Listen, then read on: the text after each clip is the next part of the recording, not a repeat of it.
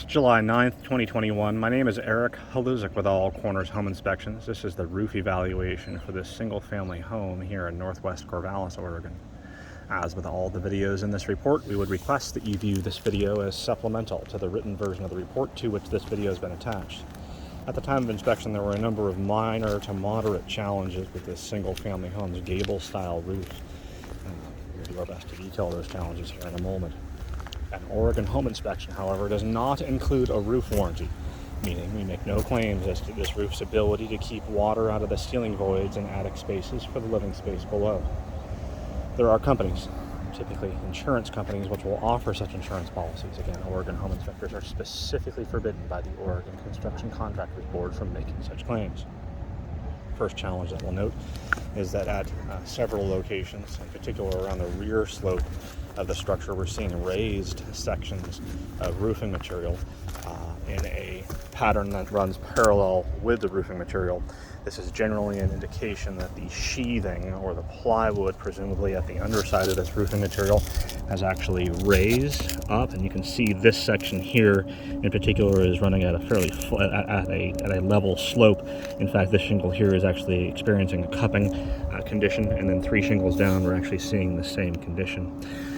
Over time, these shingles will actually delaminate from each other and create scenarios where those shingles will become loose and then depart the roof line. That condition is also present at the right-facing section of the roof line at this location and this location as well. The gutter at the front left corner of the structure above the left side garage door is detached from the structure. At the rear left slope and left rear slope, so this slope here and that slope's there, we're actually experiencing accelerated granular loss. Granular material in a 3-tab or architectural style roof such as this is here primarily for UV protection.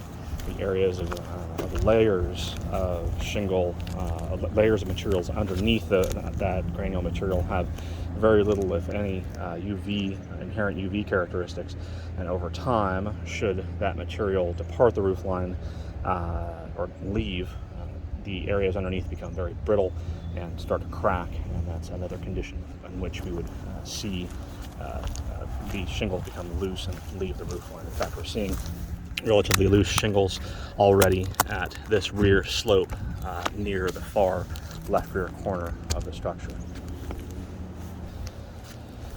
The rear chimney stack appears to be in reasonably good condition. However, the flue is experiencing a structural crack here. For this reason, we would recommend having a licensed mason on site to evaluate this chimney.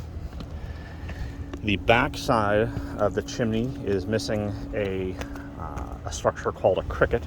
It's a small triangle that sheds water organically away from the flanks of this stuccoed stuccoed block stack.